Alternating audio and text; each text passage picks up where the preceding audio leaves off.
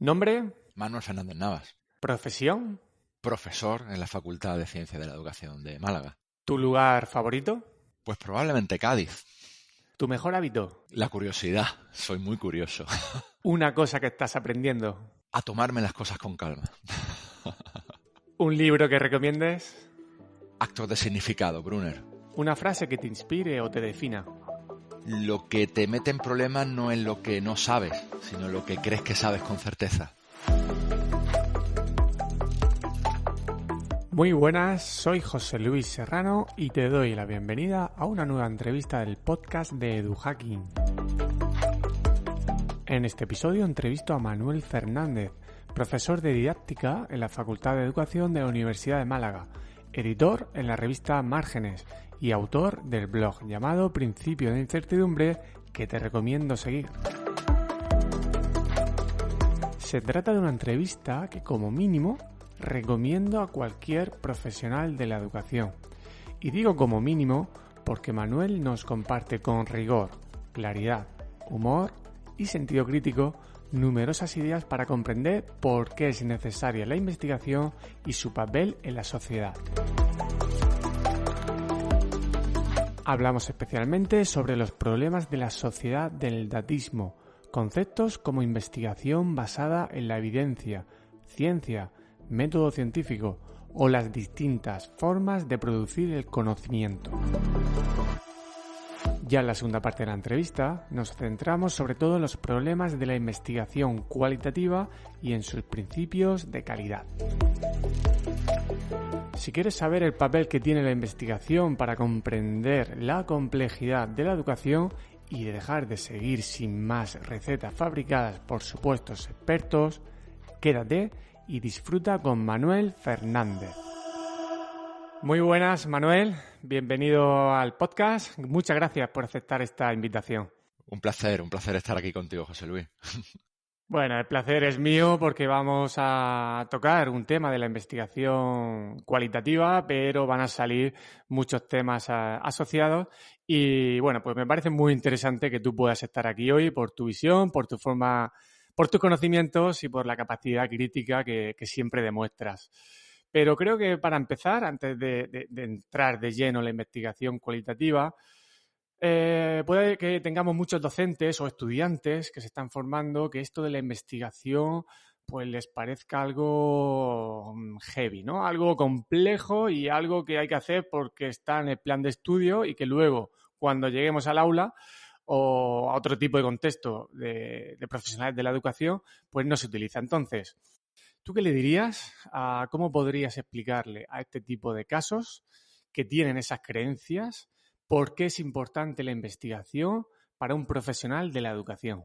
Bueno, pues hombre, lo primero decirle que sí que es un asunto complejo, más complejo de lo que parece, ¿no? Pero sí es verdad que yo pongo un ejemplo, ¿no? Yo siempre digo cuando doy clase en magisterio, en pedagogía, que yo no fabrico pinches de cocina, fabrico chefs, ¿no? Y la palabra fabricar es muy fea. Pero me parece que es un ejemplo muy claro de lo que tiene que ver luego el tomar decisiones informadas en nuestra práctica cuando seamos profesionales. Y esto tiene que ver con concebir la educación como un proceso técnico, la gente que pues aplica técnicas que diseñan otros, o gente que tiene conocimiento, criterio basado en investigaciones, y aquí es donde viene la chicha, para tomar decisiones informadas en la práctica. Que luego la práctica, como todos sabemos, es terriblemente compleja. Entonces, ¿cuál es la mejor manera de tomar esas decisiones? A través de conocimiento basado en la investigación. Y aquí sería muy interesante hablar de toda la tradición de investigación sobre la propia práctica. Pues investigación-acción, que si algún oyente no conoce, pues invito a que vea, o lesson study, o todo lo que se ha venido a llamar el practitioner research, que tiene la capacidad de generar un desarrollo teórico muy conectado a la práctica a través de la investigación. Entonces, para mí, en síntesis, ¿por qué es importante? Para tomar decisiones basadas en pilares, en conocimiento elaborado, probado, puesto a prueba. Y esto nos llega a través de la investigación. Entonces, por eso es muy importante investigar. Sí, probablemente hay mucho desconocimiento y a veces se asocia de manera radical la investigación al concepto de teoría y parece que la investigación no aporta esas soluciones prácticas que muchas veces los docentes es lo único que quieren, ¿no? Decir, bueno, sí, todo esto muy bien, pero dime qué actividad puedo hacer. ¿A qué crees que se debe esta tendencia que a veces cuesta romper?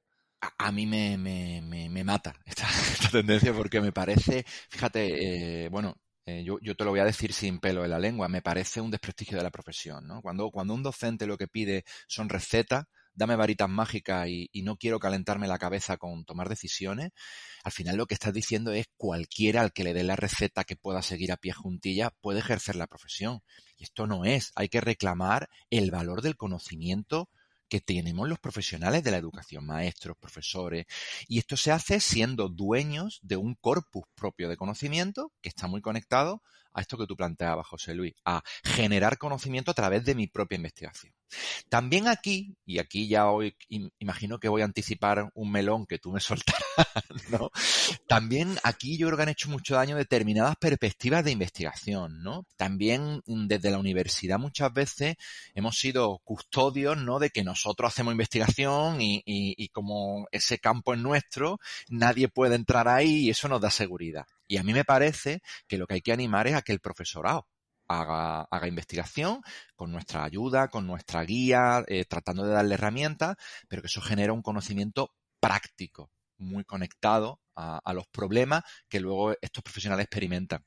Muchos oyentes a lo mejor ahora están pensando, ya, dime cuándo hago yo la investigación, ¿vale? Y esto nos llevaría a otro tema que tengo preparados para ti varios charcos, pero ese no, ¿no? Pero al final es un cambio sistémico, ¿no? Que ese profesorado disponga de esos recursos y ese tiempo, esa calma para pensar y poder ya no solamente hacer investigación, sino también leer, interpretar y formarse en esa dirección. Por lo tanto, creo que antes tiene que haber también esa demanda de profesorado, es decir, si el sistema por arriba, entre comillas, por arriba no cambia, pues tiene que ser por abajo donde se pidan esas demandas. Pero bueno, ya que veo que has calentado bien, vamos directamente con esos melones que sé que nunca rehuyes. Has utilizado el concepto de toma de decisiones informadas, ¿vale? Uh-huh. Hay otro concepto que yo sé que a ti te gusta, de que te gusta hablar, mejor dicho, y que suena mucho y que gusta y que está gustando mucho, que es el término evidencia, ¿no? Uh-huh. ¿Qué nos puedes decir con esto de la investigación basada en la evidencia y esa sociedad del datismo que tú alguna vez has incluido en tus artículos de blog?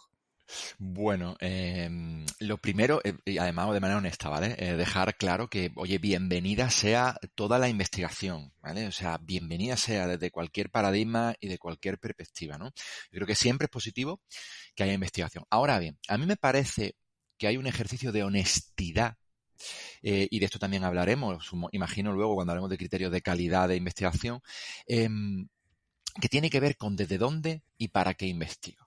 Entonces, el problema que yo tengo con la investigación basada en la evidencia es fundamentalmente que está teniendo mucha repercusión porque fomenta esta perspectiva técnica. De hecho, los investigadores y las investigadoras de la evidencia famosos dicen, hey, vosotros los maestros no tenéis que hacer investigación, ya os la hacemos nosotros, que somos los expertos. Fomenta esta perspectiva técnica que a mí me parece, como decía Monte, que no tiene mucho sentido, ¿no? Pero además parte de una perspectiva muy concreta del aprendizaje y de lo que la educación es, que es la que fundamentalmente se basa en la psicología cognitivo-conductual. Que claro, para medir determinadas cosas hace lo que yo llamo investigación en la campana de cristal, que es pelar el problema, ¿no? Pelarlo hasta un punto que pierde toda su complejidad. Y esto en educación, que es ciencia social, es muy grave, ¿no? El tema de los deberes. ¿Son buenos o no son buenos los deberes? Claro, para empezar, fíjate, se equipara aprendizaje con rendimiento académico. Cuestión más que controvertida ya. Se dice no, son valiosos en unos sitios y en otros según la evidencia. Ya, pero es que ahí estás quitando toda la perspectiva social de los deberes. O sea, la estás quitando del problema. Y es muy importante en este problema. Entonces, al final, yo no tengo tanto problema con esta perspectiva, sino con que no se explicite de una manera clara estas limitaciones y al que lee, que no tiene por qué conocer estas cuestiones, le parece claro, además, se le vende, permíteme el término, la ausencia de complejidad. esto es así, lo ha dicho la investigación y aquí tenemos evidencia. La cuestión de que haya evidencia en educación es ya una cuestión compleja. Hay muchos autores, muchas autoras que dicen que en educación solo podemos hablar de conocimientos situados, de un conocimiento en determinados contextos. Entonces, fíjate, yo no sé si está quedando claro los problemas de entendimiento que puede generar esta perspectiva de la que, insisto, a priori bienvenida sea cualquier investigación, ¿no? A mí me parece que esto es peligroso o que esto genera determinadas dinámicas, no digo voluntariamente por los investigadores de la evidencia, a los cuales respeto y les tengo mucho cariño, sino por cómo se entiende esto y por cómo no se explicitan determinadas cosas, bueno, pues que son limitaciones de todas las perspectivas y de toda la investigación. Además, esto está generando también, tú lo sabes bien, el trazado artificial de determinadas cosas entre ciencia y pseudociencia, entre aproximaciones metodológicas más válidas y menos válidas, de una manera a mí me parece que poco honesta, con lo que realmente el espíritu científico es, ¿no? Y de esto, si quieres, podemos hablar mucho más, ¿no? Después, pero a priori me parece que esto es problemático y, como tú dices, se está poniendo mucho de moda. Está calando mucho entre el profesorado, porque claro, yo entiendo al profesorado en esto que tú dices que vivimos en una vorágine, que te digan, oye, toma esto, aplícalo y no te calientes la cabeza, hostia, es estupendo, pero realmente ahí qué visión de mi trabajo se está dando, y luego esto no es tal que así, porque en educación, yo lo siento mucho, pero todo es complejo. Esto es ciencia social y aquí controlar variables como podemos hacer en un laboratorio y la relación de causalidad entre ellas, pues es algo que está más que cuestionado. Además hay una cosa, no sé si me estoy enrollando mucho, tú me dices, José Luis, que yo creo que hay que matizar, porque muchas veces parece que hablar de investigación basada en la evidencia o contraponerse es una contraposición entre cualitativo y cuantitativo. Lo cuantitativo es mucho más que la investigación basada en la evidencia. La investigación basada en la evidencia fundamentalmente se basa en la investigación a través de metaanálisis o revisiones sistemáticas, que ya de por sí es muy controvertido. Es decir, estamos cogiendo un montón de estudios de su padre y de su madre, por decirlo de alguna manera, estamos metiéndolos todos en una batidora estadística para sacar conclusiones generalizadas, ¿vale? Claro, ¿esto es valioso? Claro que puede ser valioso. Yo mismo he participado, he leído metoanálisis y me han resultado muy interesantes. Ahora bien, hay que ser consciente de que esto, pues mire usted, la verdad suprema ni de lejos. O mire usted que esto es de un elevado valor científico, pues mire usted, pues ni más ni menos que otras cosas, ¿no? Entonces, para mí ese es el problema. Tienes una frase que me encantó cuando la leí en tu blog que dice que si hay una investigación basada en la evidencia, ¿en qué se basan las otras investigaciones? ¿En el aire? Y yo creo que aquí has tocado varios conceptos que yo creo que es interesante ahora definir, pero por empezar por uno de ellos, en esa relación que hay o en esas diferencias que hay entre ciencias naturales y ciencias sociales, que yo sé que te cansa ese tema, entonces no te lo voy a preguntar directamente, te lo voy a hacer indirectamente. Vamos a hablar del concepto de paradigma, ¿vale? Sí. De forma sencilla, ¿cómo se lo podrías explicar a alguien lo que es un paradigma que en las titulaciones de la Facultad de Educación necesitamos 3 semanas para entenderlo? ¿Cómo se puede explicar de manera sencilla?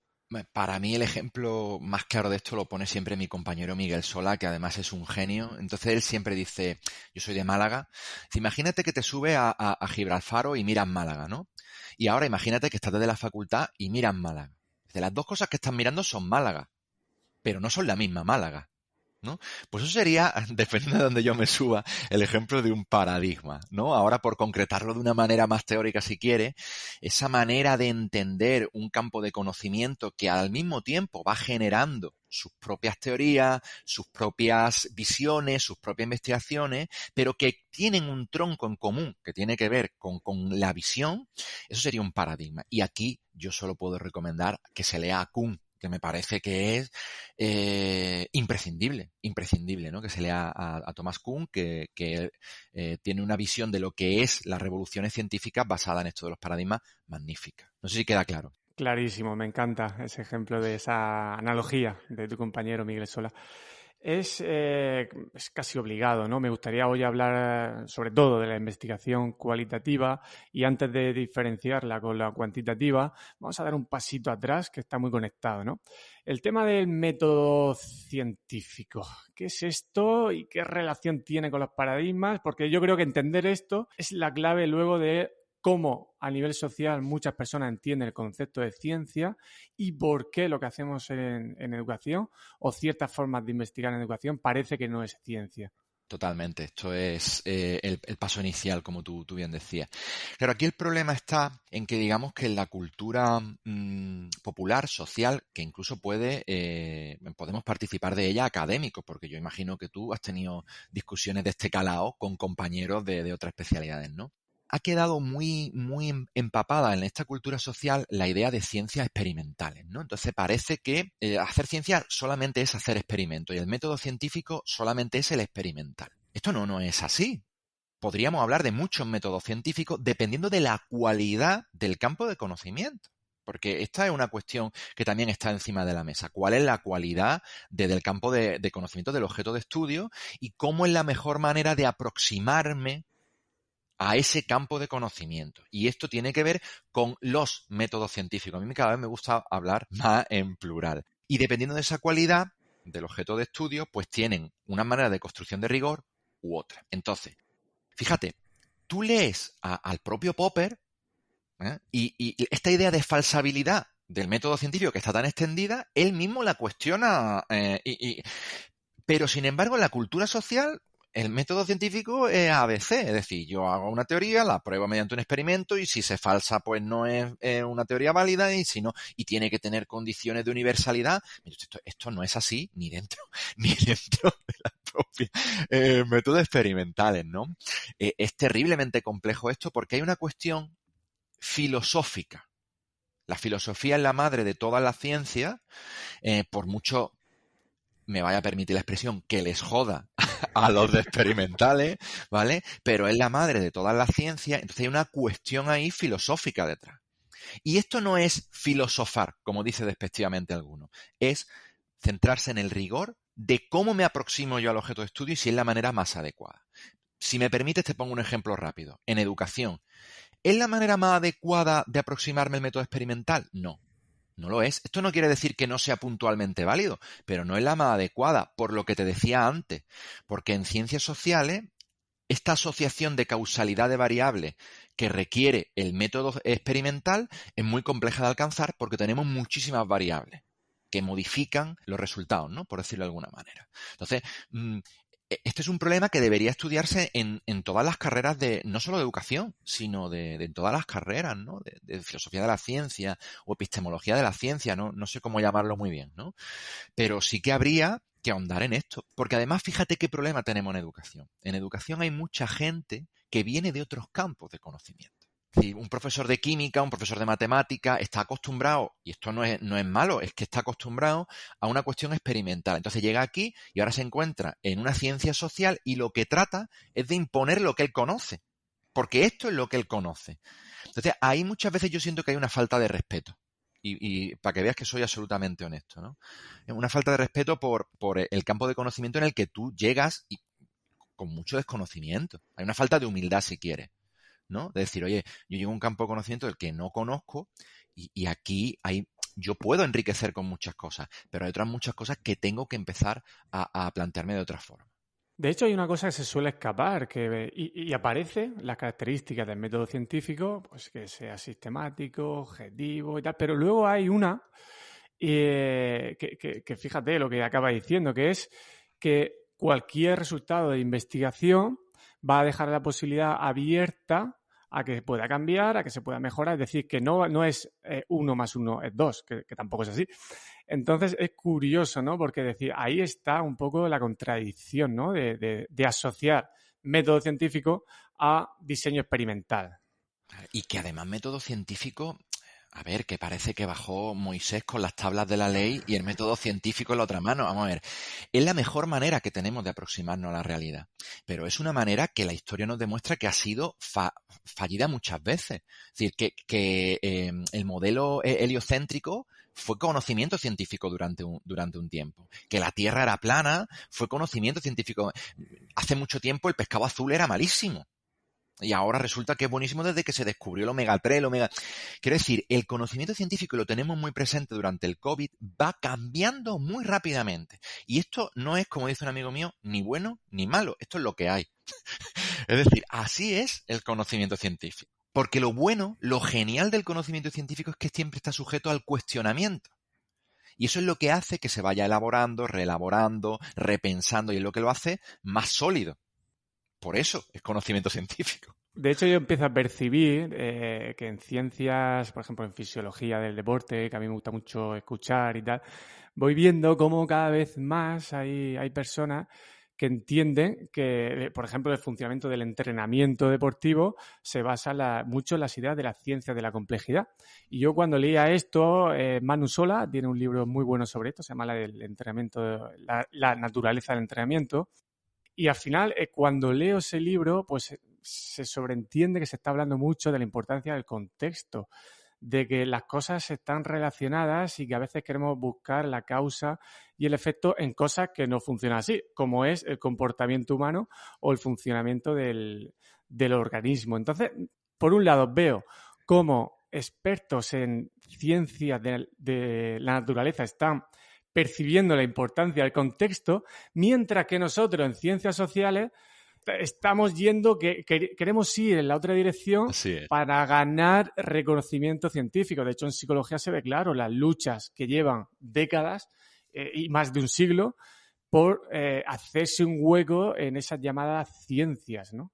El ejemplo de psicología es buenísimo y justo en el libro que te recomendaba de Brunner hace una crítica a esto, ¿no? Hace una crítica que pone el ejemplo del coche, que viene a decir que si vinieran unos extraterrestres y fueran psicólogos y quisieran explorar por qué a primeros de mes hay grandes poblaciones que se desplazan a los centros comerciales a hacer la compra, fundamentalmente mujeres y tal, para comprenderlo levantarían el capó del coche para ver el mecanismo, como si la razón del mecanismo estuviera ahí en lugar de una construcción cultural, social, ¿no? Que tiene que. Entonces, a mí me parece que tienes mucha razón en lo que estás diciendo. Además, fíjate, yo creo que hay un motivo y es que al ser humano en general nos da tranquilidad la causalidad. Si te fijas, siempre nosotros en nuestro esquema mental vamos buscando esa causalidad. Y eso está muy bien, nos ha permitido, pero luego muchas veces nos tiende trampas para entender la complejidad de las cosas, ¿no? Como tú planteabas, y el ejemplo lo tenemos en la psicología. Curiosamente, la medicina lleva años con una tradición de investigación cualitativa muy prolífica. Fíjate, la medicina, ¿no? Que a priori, pues no, ahora la fisioterapia también empieza a tener, y sin embargo aquí pues vamos en ese ámbito de querer ser más científico erróneo. Sí, seguro que entramos después en por qué los investigadores al final acabamos haciendo investigación cuantitativa, porque hay motivos. Pero antes de pasar en esa dirección, creo que también es bueno hacer esa diferenciación, así casi de forma resumida, porque en cierta manera lo has ido diciendo continuamente, entre el enfoque más cuantitativo y el cualitativo, con el daño a veces que hace etiquetar. Sí. Porque creo que cuando etiquetamos, pero creo que es importante hacer esa diferenciación y luego ver esa cuestión del posicionamiento del enfoque, qué consecuencias tiene. Bueno, decía Maxwell, que a mí me parece una definición muy, muy clara y un autor que recomiendo leer a todo el mundo, que mientras los métodos cuantitativos exploran los qué, los métodos cualitativos exploran los por qué.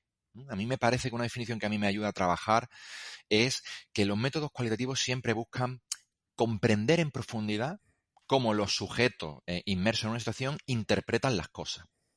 Y a partir de ahí, por qué reaccionan como reaccionan. ¿Sabes? Mientras que los cuantitativos lo que hacen es buscar esta causalidad entre variable dependiente y variable independiente, ¿no? Es decir, un poco qué es lo que causa aquello y se quedan en ese punto. Claro, eso ya determina la construcción de los diferentes métodos. Pues los cuantitativos lo que buscan es muestras de, oye, pues todo el mundo prefiere hacer esto, la inmensa mayoría, y la muestra tiene que ver con cuestiones estadísticas, que es fundamentalmente la aproximación, mientras que los cualitativos lo que tienden a hacer es buscar esto que se llama la transferibilidad. Es decir, comprender las claves de una situación que me permitan cogerla y llevarla a mi contexto. Por ejemplo, los estudios de caso, ¿no? Que por poner, pues tú te vas a hacer un estudio de caso de no sé, pues la implantación de las TIC en un instituto concreto, identificas qué claves de compresión se han ido activando en los agentes de allí a través de todo un proceso de investigación, de entrevistas, cuestionarios, grupos focales, análisis de documentos. Cuando identificas esas claves, las comprendes en profundidad qué ha acontecido allí, eso te permite, si me voy a otro instituto, oye, ¿a qué claves tengo que prestarle yo atención?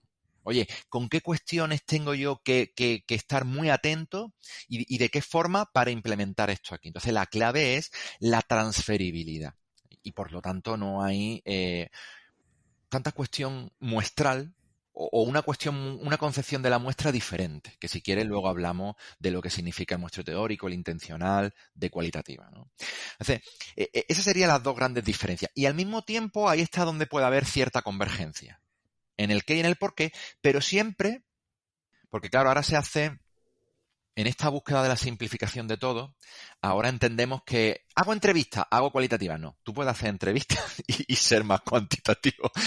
O a la inversa, utilizo un cuestionario, estoy haciendo cuantitativa. No. Eso no tiene nada que ver. Tiene que ver con cómo se usa la herramienta y sobre todo cómo la analice, ¿no? Y que busque, ¿no? Esto que estamos hablando. Entonces, muchas veces lo que pasa con los métodos mixtos, o lo que se han venido a llamar los métodos místicos, es que son cuantitativos, porque la lógica que predomina siempre es la cuantitativa. Entonces, esto no sería un método mixto. Un método mixto sería cuando hay libertad para que las dos lógicas, si quieres luego podemos explorar en ejemplos concretos, ¿no? Pero cohabiten de una manera horizontal. Sí, parece que se empieza a poner de moda. Bueno, no, lleva ya tiempo haciéndose, ¿no? El que si uso un enfoque mixto, incluso le doy más valor al cuantitativo y así pongo contentos a los cualitativos, ¿no? Entonces decía, oye, no, uso los dos y no me estoy etiquetando con una forma de ver la realidad. Y hay otra cosita también que tú has comentado en tus artículos de blog, que al final cuando en enfoques más cuantitativos el control supuesto del investigador es mayor que en el cualitativo. Pero como bien dices, en un laboratorio puede haber 40 variables, en una escuela, por ejemplo, tenemos 400 que cambian cada 5 minutos, ¿no? Entonces, claro, ahí esa diferencia es bastante significativa. Sí, claro, esto es lo que yo llamo la ilusión del control, ¿no? Pero esa tranquilidad, fíjate, ayer justo tutorizábamos un doctorando con un compañero y me preguntaba, usaba un cuestionario, fíjate la pregunta, José Luis, tú que me dices, una cosa muy importante, después de estar 2 horas allí explicándole, ¿puedo utilizar varias escalas en las preguntas del mismo cuestionario o esto no estaría bien? Porque la preocupación, fíjate hacia dónde se desplaza.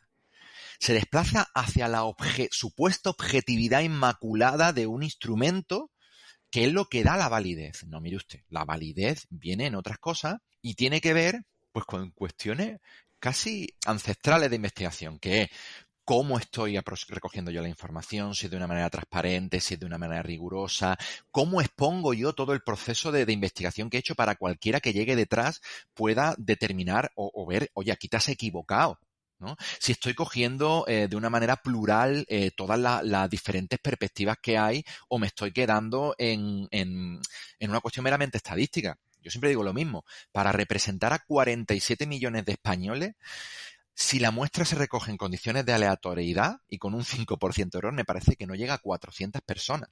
Ojo, Ojo, que no digo que esté mal, yo participo de investigaciones cuantitativas. Pero, hombre, la idea de ciencia objetiva, mayúscula y sin cuestionamiento que muchas veces se nos da, no es cierta, ¿vale? O sea, todos tienen su limitación. Y al final te llevan incluso a tomar soluciones un poco peligrosas. Vamos a seguir con el ejemplo de la salud. A mí mismo me ha salido tiroides alto fuera del rango medio, que eso sería otra cosa.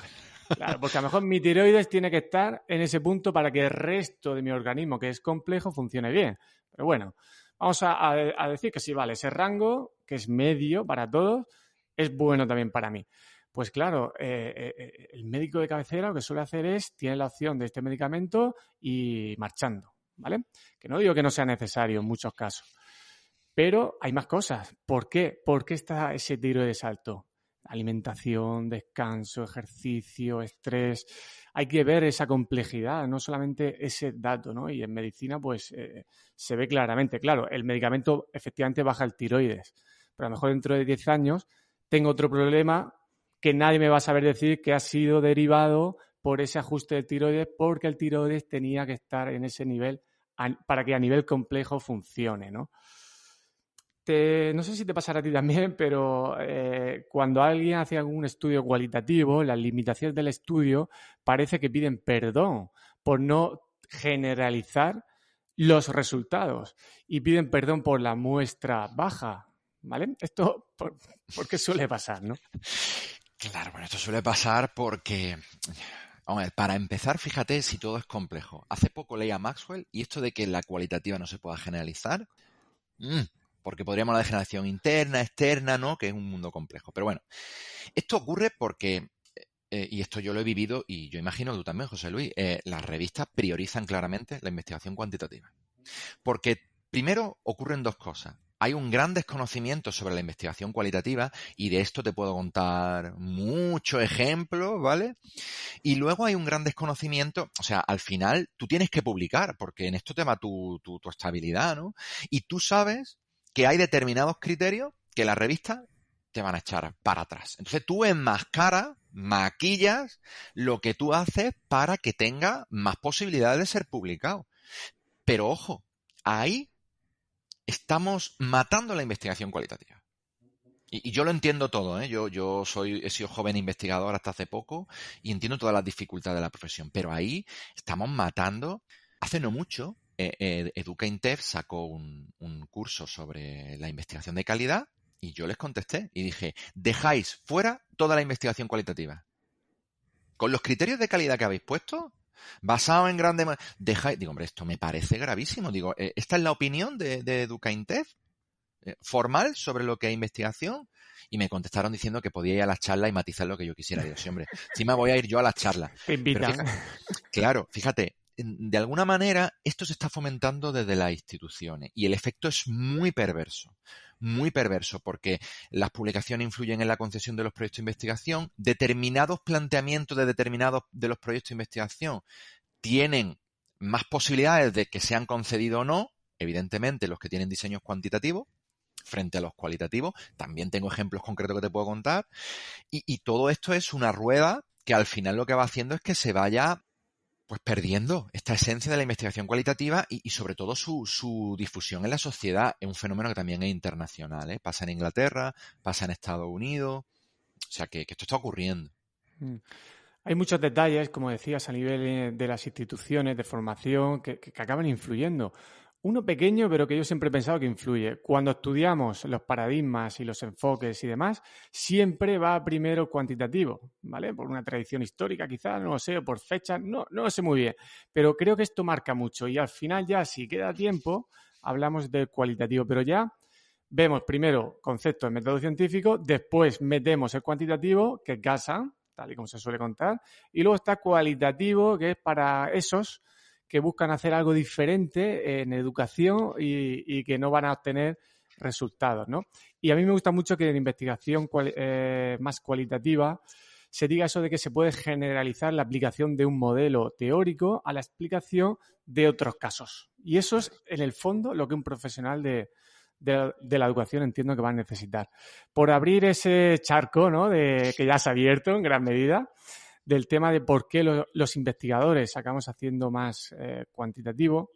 Han mencionado el acceso y la promoción, no solamente el acceso, sino la promoción del profesorado universitario, que es normalmente quien hace investigación, ¿vale?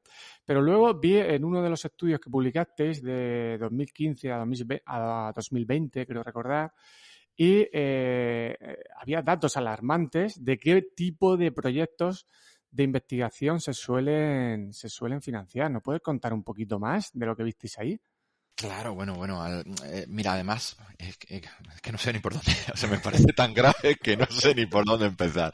Mira, cuando nosotros llevamos esta tradición de cualitativa y tal un poco que llevamos, entonces se nos ocurre a un grupo de compañeros y vamos a empezar a indagar en si esto tiene un reflejo en la realidad. Entonces, lo primero que ocurre, José Luis, es que tú no puedes coger información de los proyectos de investigación. O sea, no es público. Es decir, está el nombre y la persona. Hablamos de proyectos financiados por todos los españoles y la española. Del ministerio, que no hablamos de una entidad privada, que bueno, no. O sea, no hay una memoria que tú puedas ver y decir, oiga, mire usted. Entonces, tuvimos que empezar a tratar de rastrear a través de publicaciones en congreso, a través de, ¿vale? Imposible.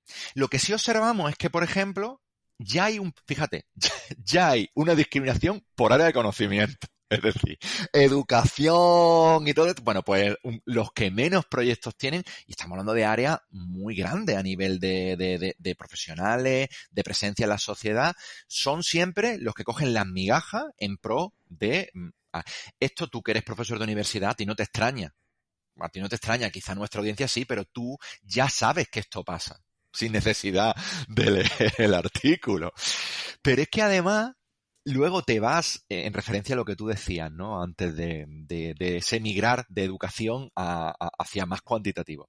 Cuando te vas y ves que están publicando las revistas de más impacto en el campo educativo, no me acuerdo del dato exacto, está en el artículo, pero la proporción era alarmante. Es decir, una diferencia entre las investigaciones cuantitativas frente a las cualitativas, abismal.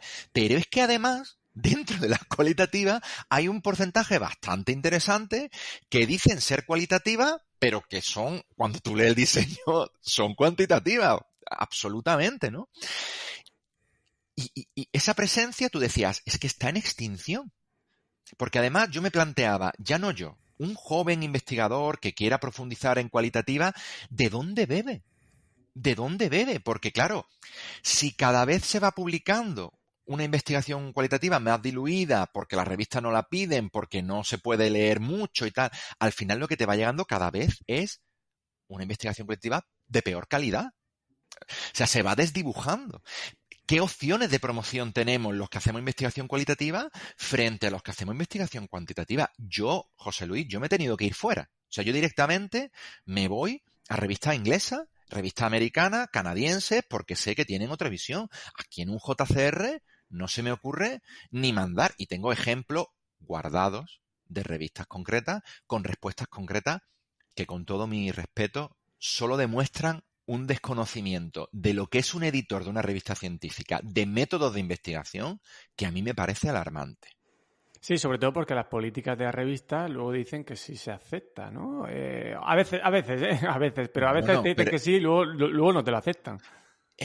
Analizamos también las políticas de la revista y ya en las políticas de la revista hay cosas que tú dices, ¿quién ha escrito esto? O sea, ¿quién ha escrito esto? Si es que esto lo que pone en evidencia es lo que te decía antes, un desconocimiento de lo que la investigación cualitativa es, de gente que se supone que es experta en métodos. Porque más hay una cuestión, a ti te mandarán a revisar artículos, ¿no? A mí me llega un artículo cuantitativo y yo lo rechazo. No soy competente o no soy experto en este tema para... A un cuantitativo le llega un cualitativo y lo acepta y lo rechaza porque la muestra no es suficiente. Y tú dices, la muestra no es criterio de calidad para analizar o valorar una investigación cualitativa. O sea, sí lo sería por otros motivos, no porque no sea suficientemente amplia. De hecho, muchas veces se dice que la investigación, que falla la calidad de la investigación, pero es que creo recordar que era el 4% de los proyectos financiados era específico en ciencias de la educación. Sí. Y el dato en lo cualitativo era de un 17%. Es que volvemos a lo mismo. Tú quieres que te financie un proyecto, al final acabas ajustando tu método para contentar a ese revisor cuantitativo. Y ponéis ejemplos en el artículo con las declaraciones de las personas. Pues al año siguiente hice esta modificación y me dieron el proyecto. Claro, además fíjate, es que ese ejemplo me pareció más... En esto que hablamos de que hay que buscar las claves en investigación cualitativa, claves de comprensión, ¿no? Esto de asuntos complejos en los que indagar, me pareció genial. O sea, una investigadora muy reputada, ¿vale? Que plantea un proyecto I+D. Y fíjate, le tiran para atrás el proyecto porque le dicen que es un proyecto de innovación, no de investigación. Que ya hay que ser osado. Trazar esa línea en educación me parece de una osadía tremenda, ¿no? ¿Qué hace? Convierte los estudios de caso para la siguiente presentación en un pre-té y un post-té. Es lo mismo diseño, solamente que los estudios de caso dice va a ser un pre-té y un post-té. Y entonces le dicen, es un diseño de investigación estupendo. súper. Entonces, claro, se tiraba de los pelos. Y bueno, nos lo tirábamos todos y decimos, pero qué está ocurriendo? Además, vuelvo al tema, José Luis, una falta de honestidad importante Mm. por la gente que luego son compañeros, somos todos, evaluamos proyectos. A mí no se me ocurre valorar un proyecto de investigación cuantitativa, José Luis, porque no sé. No sé. Entonces, hombre, creo que lo ético es decir, mire usted, yo no sé sobre esto, busquen una persona que sepa y que dé su opinión. Sí, porque al final tú corres el riesgo, el sesgo de evaluarlo con tus conocimientos más cualitativos. Entonces tampoco sería justo, porque Claro, efectivamente a lo mejor para el objetivo de esa investigación, el diseño más de corte cuantitativo, pues sí tiene sentido. Has mencionado antes el tema de la calidad de una investigación cualitativa. Hay un artículo que tenéis publicado en Márgenes, en la revista Márgenes, de Sarah Tracy, que a mí me gustó mucho, que creo que sintetiza muy bien esos pilares, ¿no? Vamos a hablar de esos pilares, de algunos de ellos, por cuestiones ¿vale? de tiempo, no porque los demás no me parezcan interesantes, ¿vale?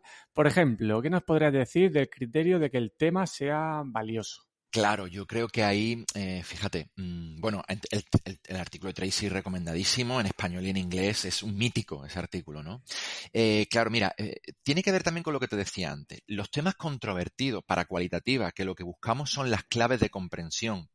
Y cuantas más complejas sean esas claves, más oportunidad de profundizar en esa comprensión, que el tema sea un tema complejo, complicado, polémico no es la palabra, controvertido, difícil, con mucha arista, nos permite profundizar mucho más en esta comprensión. Y profundizar en esa comprensión es lo que nos permite que luego la transferibilidad sea lo más alta posible, ¿no? A otros contextos. No sé si esto se entiende, esa relación entre comprensión profunda y transferibilidad. ¿Mm? Sí, yo creo que sí. Y además que sea, dice también Tracy, que sea contraintuitivo, ¿no? Claro, es que en esa contra, fíjate, luego mucho, últimamente yo veo muchas cosas que se publican de investigación cuantitativa que empieza con, es contraintuitivo, y tú dices, pues no sé para quién, porque esto parece de perogrullo, ¿no? Que es lo que critica Tracy en su artículo, es decir, los temas que son para confirmar que esto ya tiene que ver con el planteamiento de hipótesis, no tienen apenas valor. La gracia está en explorar temas de complejidad que además sean contraintuitivos en el sentido de decir, oye, pues esto no es lo que parece, ¿no? Hmm. O aquí hay mucho más que indagar. Yo, de hecho, hace poco en un tribunal de TFM, con todo mi cariño del mundo, al estudiante que concluía el trabajo, no me acuerdo la frase exacta, pero más o menos venía a decir, las TIC pueden favorecer la creatividad. Entonces le dije, bueno, pues si para eso hay que hacer una investigación, que claro, hasta ahí sabíamos que puede, pero ¿qué pasaba en ese estudio? Que no se estaban buscando los porqués, y aparte que lo cuantitativo tampoco está bien hecho, pero bueno, que al final es como, hasta ahí sabíamos, es que eso ya lo Pero sabíamos. fíjate, eso tiene que ver con lo que hablábamos al inicio. Tiene que ver con la idea concreta y de un paradigma muy concreto de que la ciencia hay que replicarla cada X tiempo, hay que confirmar esa replicabilidad. Fíjate, esto pasa. ¿El estudio es nuevo? Oiga usted, ¿qué pasa? ¿Que lo que dijo Dewey en el 50 no tiene valor?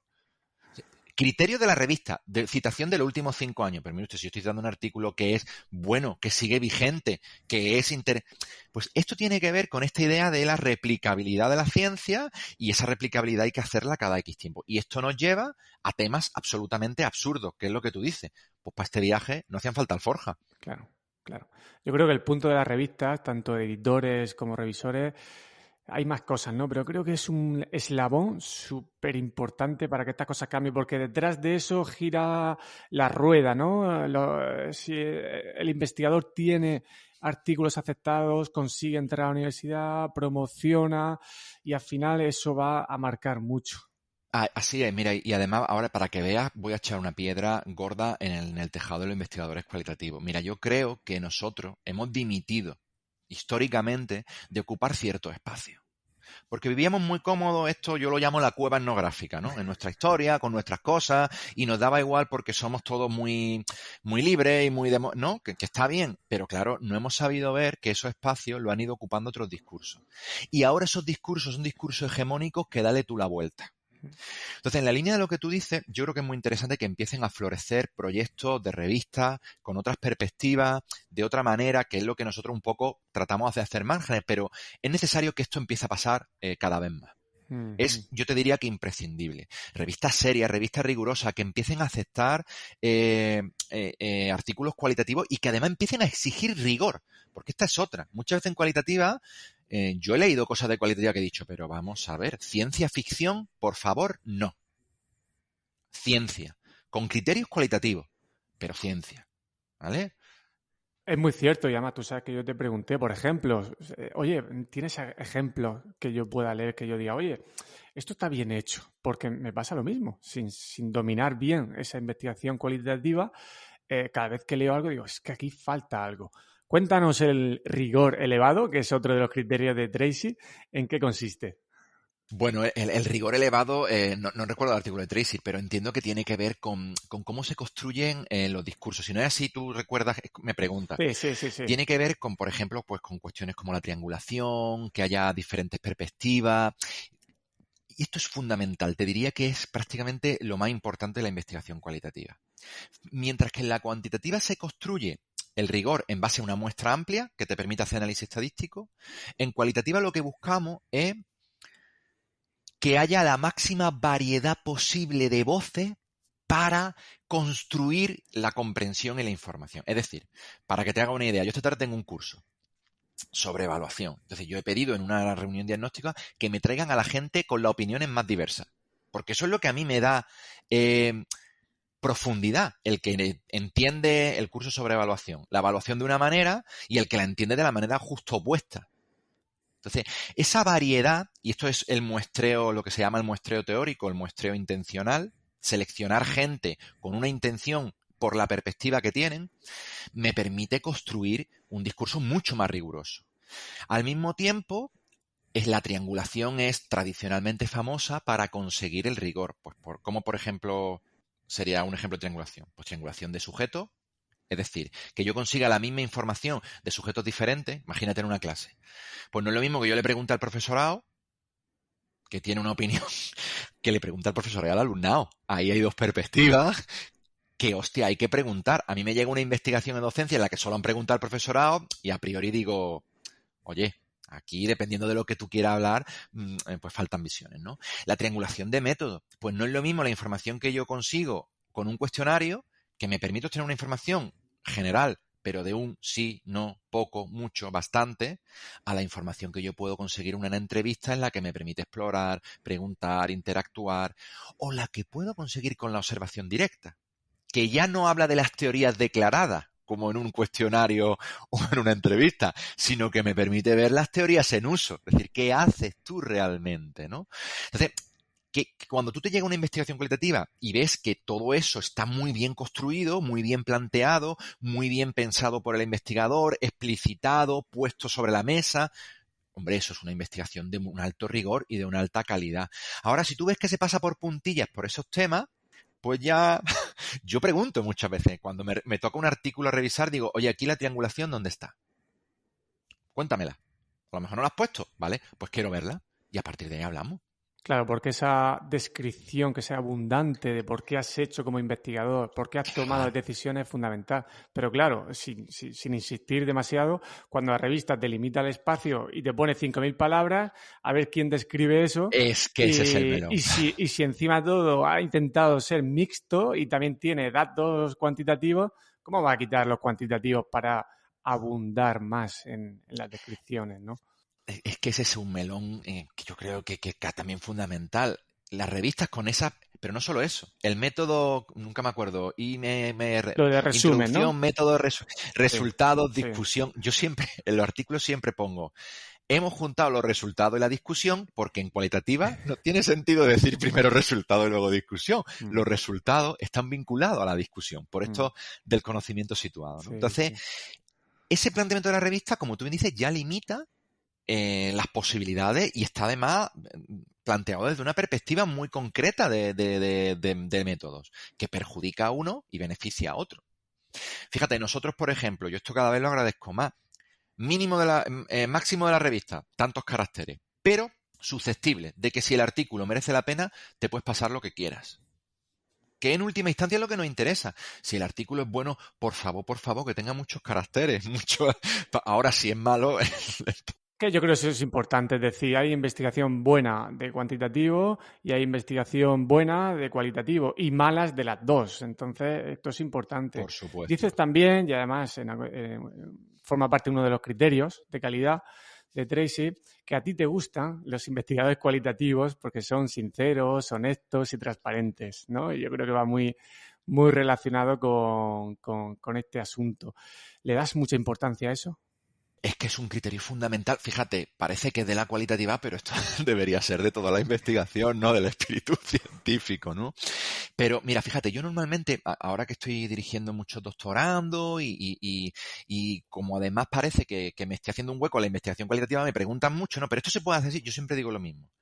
Todo se puede hacer metodológicamente si lo explicas con claridad. Parece que muchas veces entramos en el juego de, vale, yo lo voy a hacer de esta manera, pero lo voy a explicar de otra para que se vea mejor. Si es que esto es anticientífico.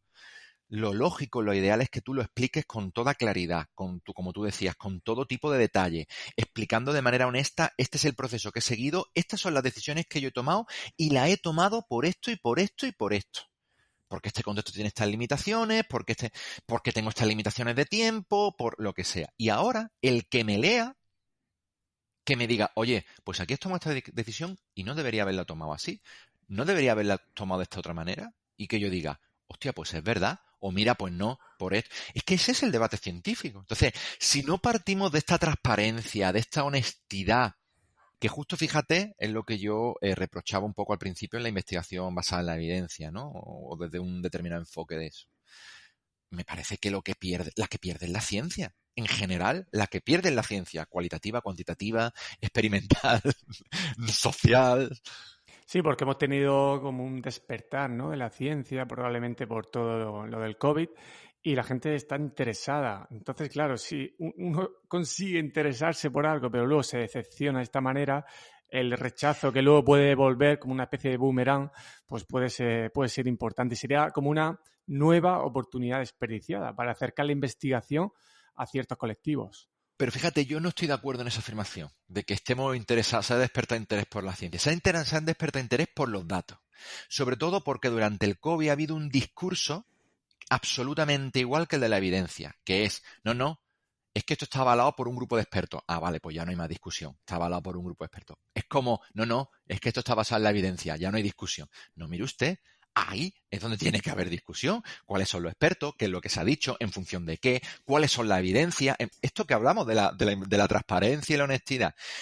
Vivimos, ¿qué es lo que dice Innerarity en una sociedad del dataísmo? Que lo que busca son datos. Esto que además, dato mata relato, que además todos sabemos que no es cierto, ¿no? Dame un dato. Pues es que el dato es lo más sesgado del mundo. O sea, a partir del dato viene la indagación, la contrastación, el análisis. Los datos son valiosos, pero solo por el análisis que podemos hacer con ellos. Si no, los datos son, te diría que hasta peligrosos porque pueden justificar posturas de lo menos éticas posibles, ¿eh? Ojo a esto, ¿eh?